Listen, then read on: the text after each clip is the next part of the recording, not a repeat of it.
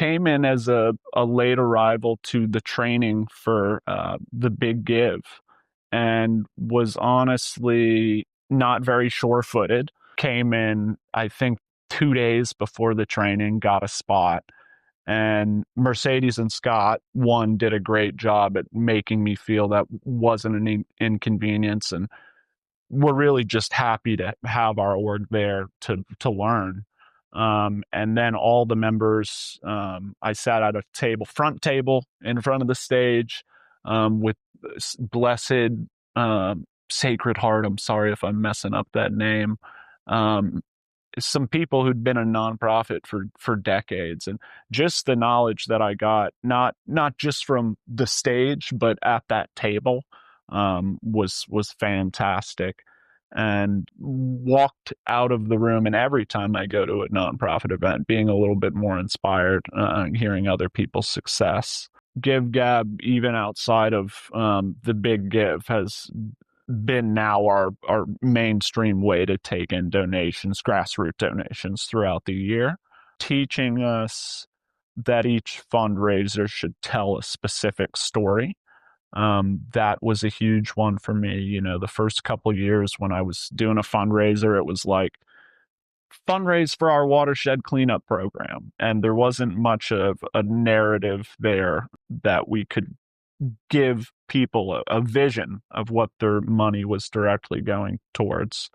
And the direction of, even if, it's a detail like making it about a quarter of your year and listing those locations and telling a little bit about the locations you're cleaning, it will connect the potential donor to actually what their money is going to accomplish. Now, we go more pointedly with that. We're normally, because of that lesson, building project budgets and fundraising specifically for that project, telling our narrative, not only during fundraisers, but being aware of it throughout the year and cataloging it for people to see. I think that's probably the biggest walk away I got from the Nonprofit Council. My philosophy when I went into it, without too much knowledge of how they operated, was to go into it completely open-minded and do everything people suggested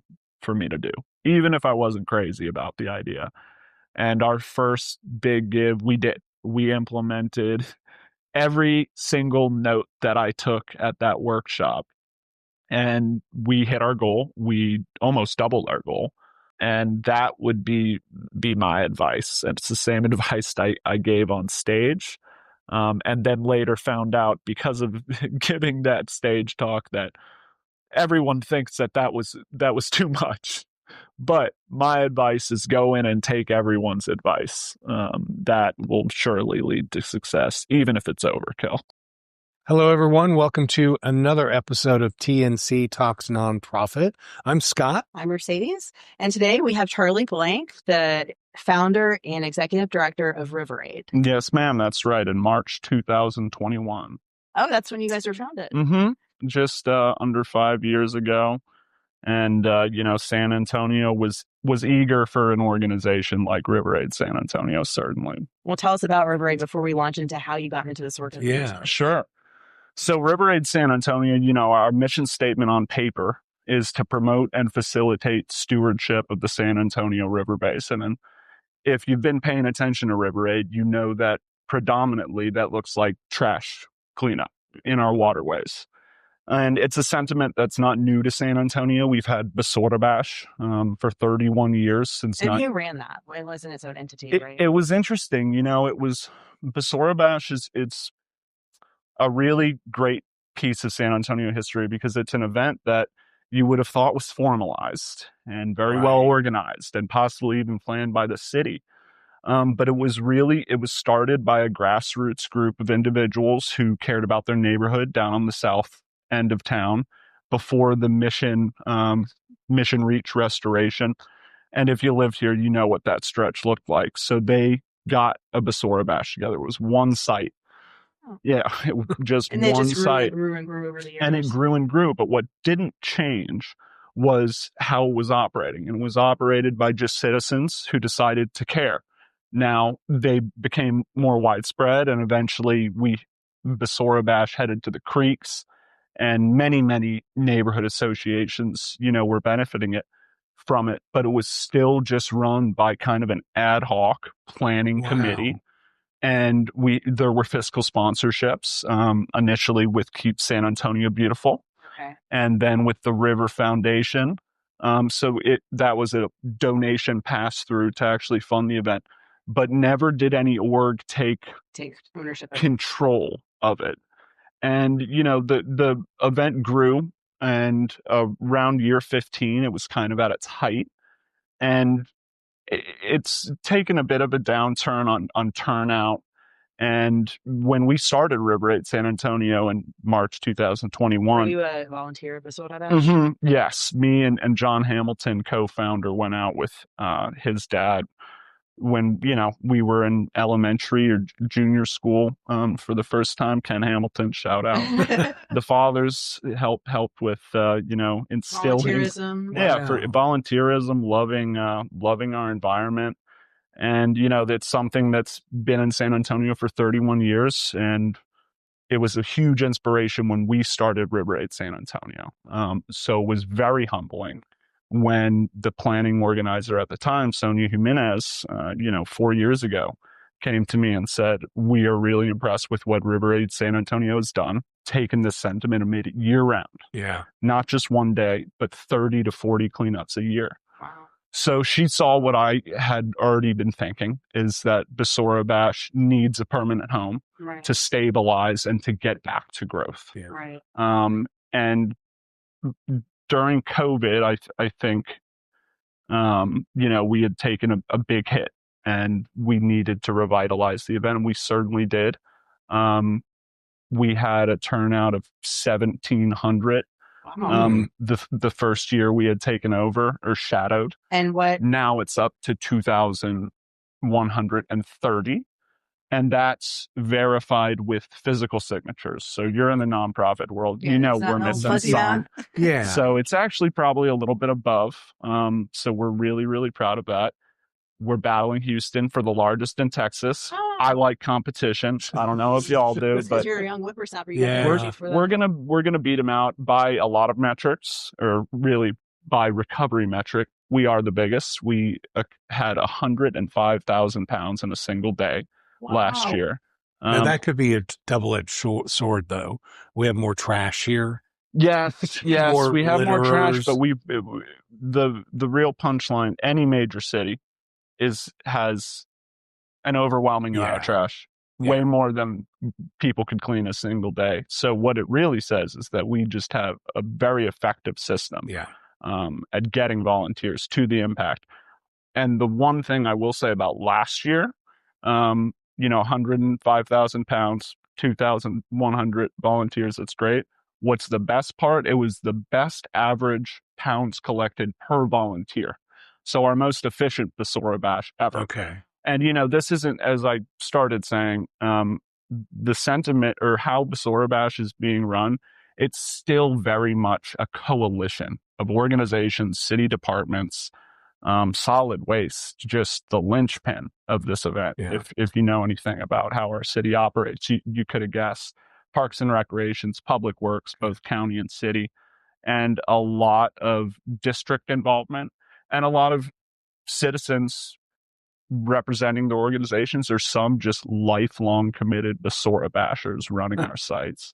So it's are you sort of the wrangler of all of this? We're the glue, and that's not just with Basora Bash, but when I started River Aid San Antonio, what we really wanted to set out to do was be the conduit between all the people trying to protect the river of River City, because the sentiment was already there, right? Yeah. It just wasn't organized. It just wasn't organized. And for lack of a better word, I think we've done a great job at capitalizing on that energy, reinvigorating Basora Bash, getting the year-round programs, getting interest in more proactive solutions like nature-based, green infrastructure, lid features, treating our stormwater, which in years to come is going to be a way bigger facet of our organization.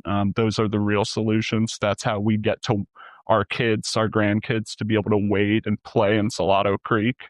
And you're going to be hearing me in coming years talk a lot about that. But step one is mitigation, recovery of that trash. Always first and foremost, not recycling, which we do as much as we can, but our first step is recovery of that trash.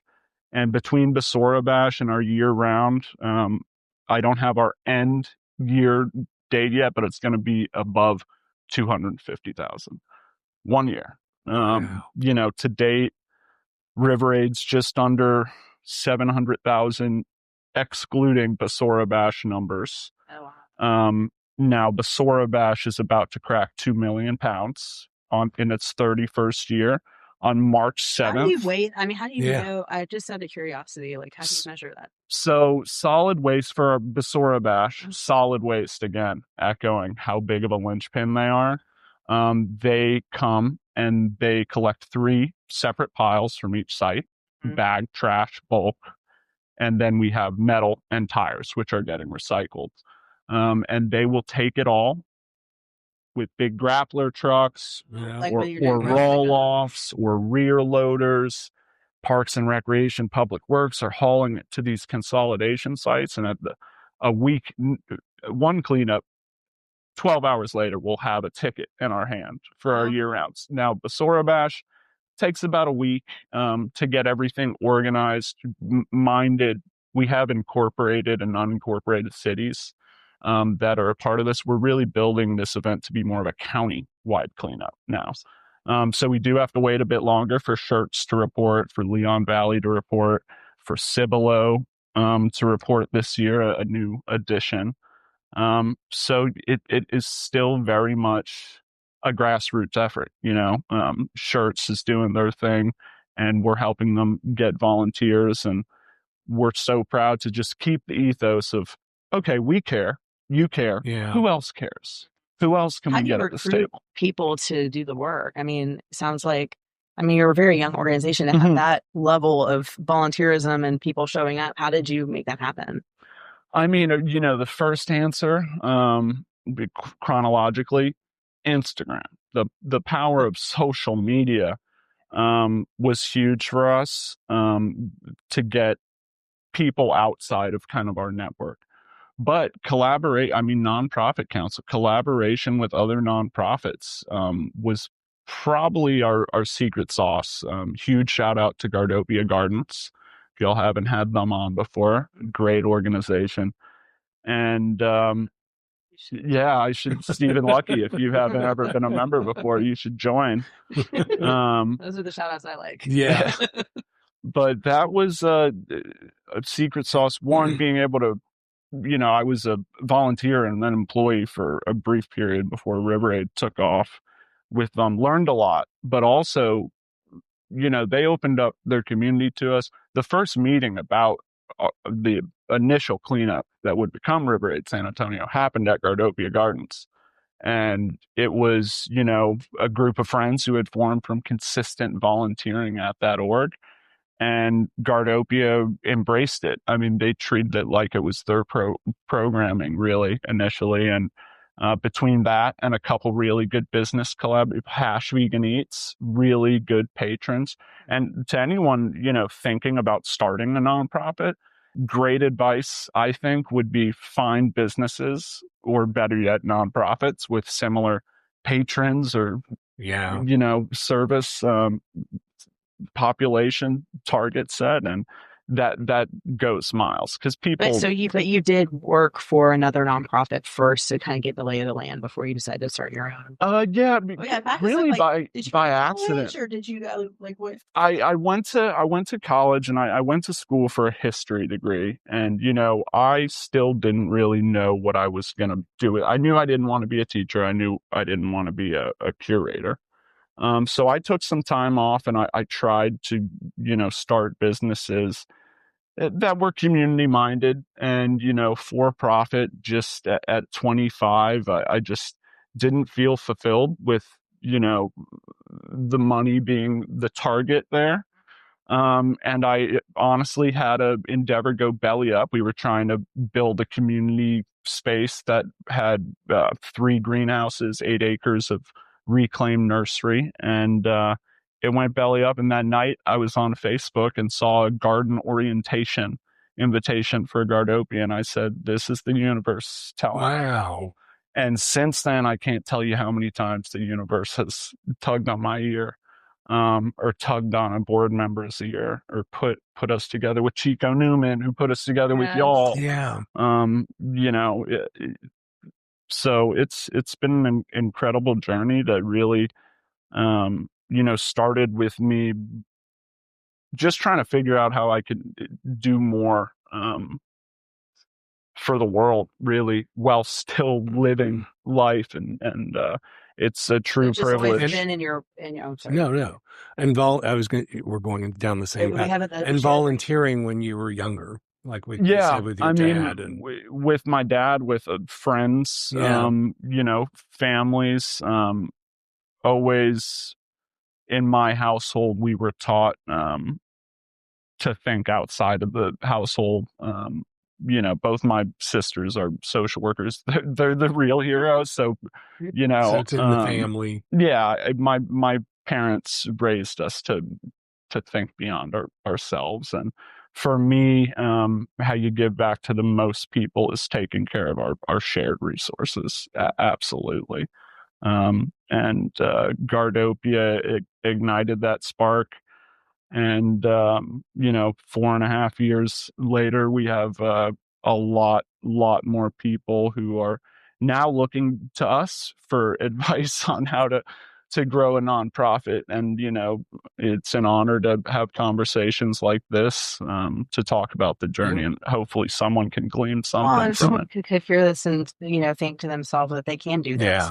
Yeah. But I do think that you obviously, at the beginning of your career, you tried to start businesses. So you have an entrepreneurial spirit to you and a business mind, which I think a lot of nonprofits, they don't think of the business side necessarily. They think with the heart first, which the heart is very important. And the mission obviously is the center stage. But I think having a business mind is also probably why you've been able to scale up and grow and be so successful from the get-go, and it being such a young organization. Yeah, we've been really careful at how we build, especially our finances. One thing I'm very proud of is our earned revenue streams. Providing services to the city of Laredo, services that are protecting their waterways, but it's fueling our mission statement. So are really, these services that you all kind of created as a need? You saw that with the help of Osprey Initiative, in Laredo, and our initial litter boom systems, which I'll talk a little bit more about. But first, I'll fully answer your question. The need for cleanup in our waterways in San Antonio is something we've always kind of danced around, especially in recent years. We've spent a lot of money on the Greenway, over $250 million, but leadership has always known we could do more to protect it. And I don't think they really had a good idea of how to do that, because in the initial wave of investment in protecting our waterways after the Greenway, we tried some systems that failed. And so I think the city, for many years before River Aid San Antonio came along, didn't see a real effective way other than just their staff time and mandates, which, if you're a Greenway user, stops. And it actually stops, I believe, 4 yards from the trail. Forgive me if I'm getting that a little bit wrong. So we knew that they would embrace a solution. We became that solution in 2024 through the help of some Parks and Recreation employees during a conversation that a committee was having, trying to think about how we solve this problem. Someone said, well, what about River Aid San Antonio? And we were able to secure a calendar or a monthly service at Woodlong Lake. And in 2024, it was looking a lot better. And all of a sudden, that service stopped, and it's been looking rough. But the need was created, the success was proven. Yep. So now there is an RFP out to clean 5 sites, huge news. Woodlawn Lake, Elmendorf Lake, Southside Lions, Miller's Pond, and Brackenridge Park. To do bi-monthly, twice a month, at Brackenridge, Woodlawn, and Elmendorf, and Southside Lions and Millers as needed. Okay. We have high hopes that we're going to secure this, but we're just proud to have created the need, embrace the need, created the framework to say this is worth investing in. And show that it works, what you're doing. Yeah, absolutely. And in 2026, someone's going to be keeping our parks clean, and if they're not doing a good job, let someone know, because if they're not doing a good job, it's not us. Yeah. And we'd love to make sure that it's getting done right. We're hopeful for it, but getting back to the litter booms, as I led on, even if we don't get that contract, thanks to the Nancy Smith Hurd Foundation, and this is the first time I'm actually announcing this. News here. Breaking news. Biggest news to date for River Aid San Antonio, pretty much unarguably. We have funding in place for 5 new litter boom systems. Now, these litter booms, they're devices that lay across the waterway and consolidate trash passively year-round. I'm sure you've seen them on Instagram. And so it just makes your work a lot easier. It makes our work a lot easier. And they were tried, a decade ago, but the technology just wasn't there yet. Like any new product, innovation needs to take place. And what was happening was we were losing the systems in high flow events, high rain events. But with very rudimentary innovation, just a simple weak point on one side. Now these booms, the Osprey Initiative litter booms, are designed to break free from that weak point and go to your service side bank in a heavy rain event. So we got a trial by fire this summer. Set some records here, as we're all aware, in San Antonio, specifically on Salado Creek, when Bidle and Salado came together, and just a couple miles downstream, our booms did what they were supposed to do. Wow. They protected the investment. The weak point broke. We found it on the service side bank, and 2 days after the flood, just as the waters had receded, we had the litter boom reset. So it's a great technology, low cost, low maintenance, and provides year-round protection for a community and the downstream. Yeah. And, between getting these litter booms in place, the magnitude of Basura Bash, and the frequency of our year-round cleanup program, people who use the Greenway, people who live on Salado Creek and these other creeks in town, they're telling us it's made a huge difference. We don't have a spotless Greenway yet, and that would take some serious tax dollars on top of what we're doing. But what we're doing at River Aid San Antonio is creating the possibility for a reality with these boom set, with the year-round, with Basura Bash, to have a Greenway state where it might not be spotless, but it's clean enough to where anybody who's walking that trail is going to see a sparse enough amount of trash where they could pick it up in a plastic bag, and then that mile that they walked is actually pristine. Yeah. Just that maintenance, just that light maintenance, not letting this grandfather garbage, legacy litter build up over sometimes decades before our programming started. I could tell you horror stories about Almost Basin. Well, I saw you had some mud on your pants when you got here, and I was like, and yes, where were you this morning, Charlie? You were at Almost Basin. This, it looks like Almost Basin, but it could be Elmendorf Lake. There's probably some of each on the shoes. You probably need a car wash membership. We have a power washer. That was one of the first equipment. We got to keep the boats clean. Yeah. So how many staff do you have in the organization? I'm happy to report we are growing, but currently it is just myself, executive director, and Julian Valencia, project coordinator. We are welcoming a new staff in the new year. Okay. I'm very, very excited.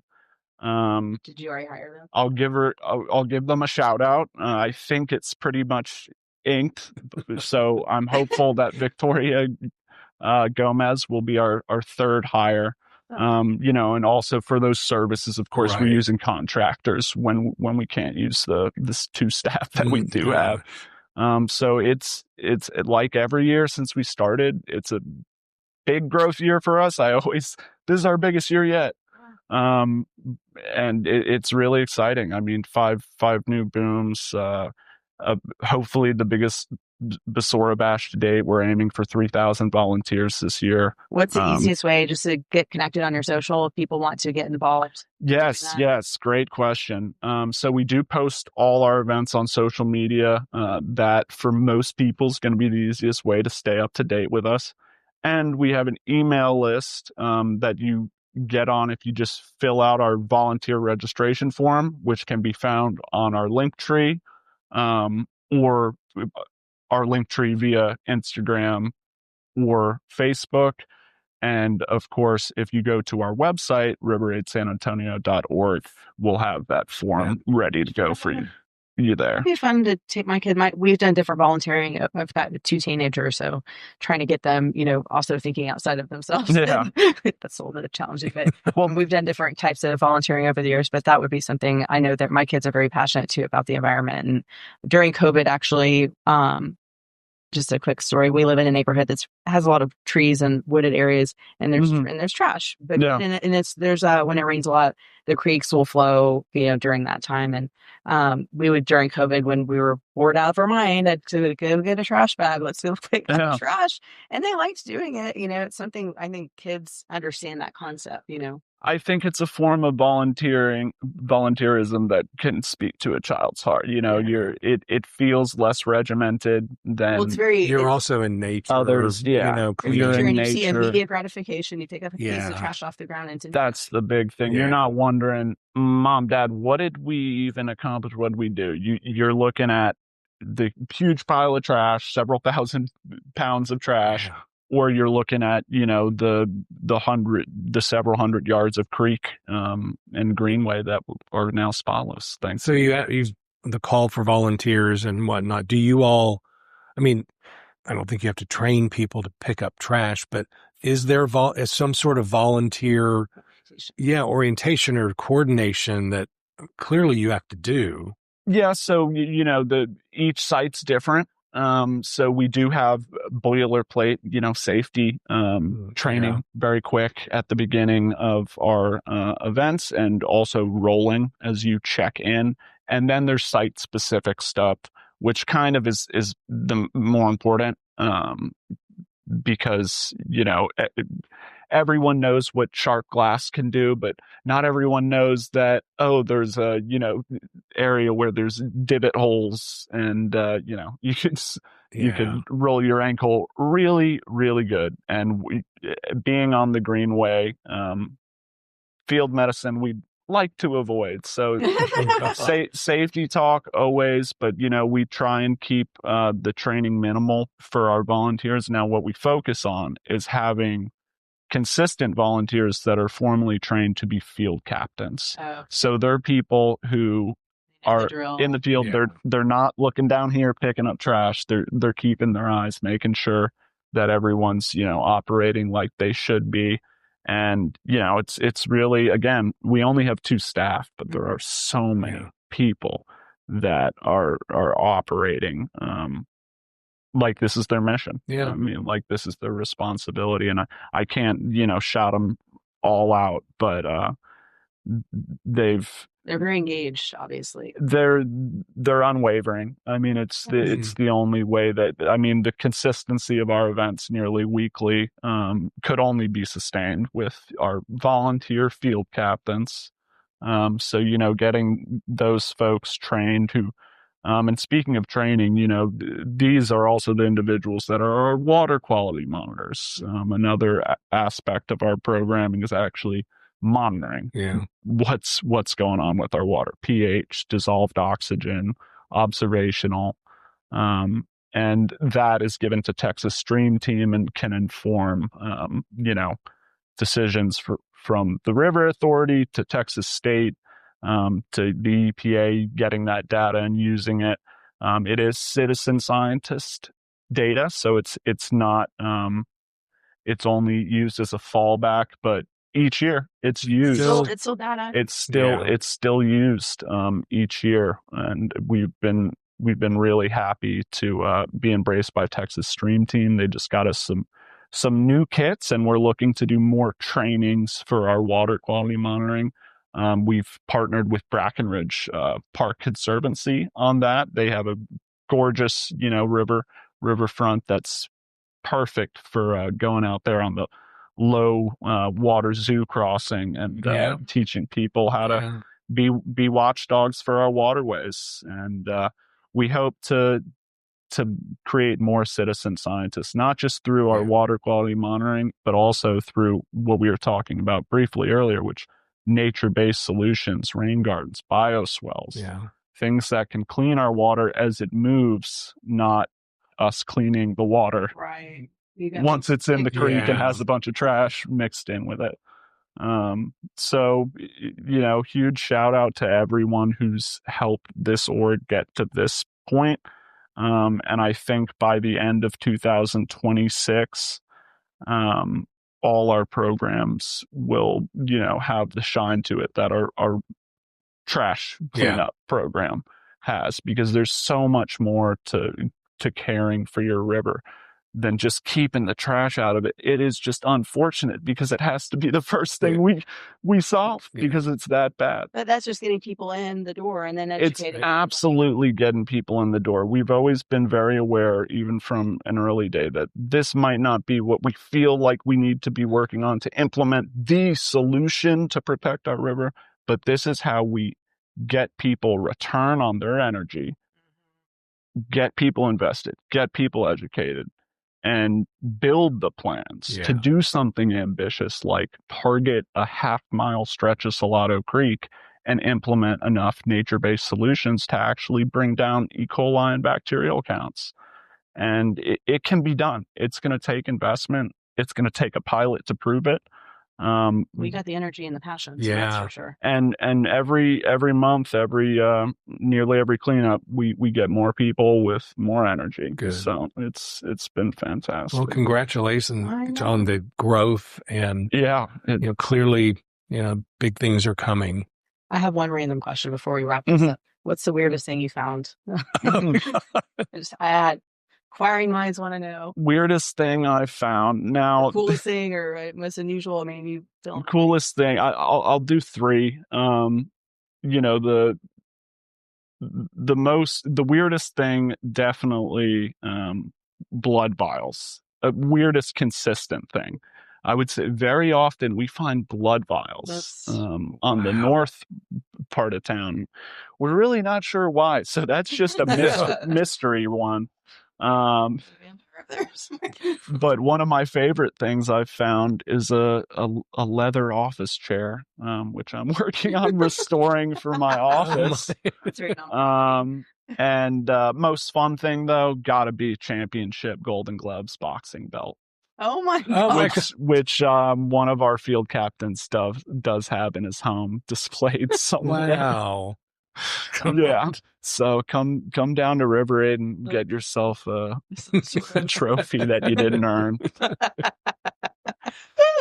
Oh, well, it was a pleasure having you on, and a lot of fun learning about I didn't really know all the facets of what you do, and so that's why we have this podcast, so we can hear about that and how you got there. And thank you also for being a member of the Nonprofit Council. Oh, it means a lot to us. Thank you for welcoming me, and it's been great sharing my knowledge and getting a lot more knowledge in return. Well, thanks. Everybody, thank you for joining us. We will see you next time on TNC Talks Nonprofit.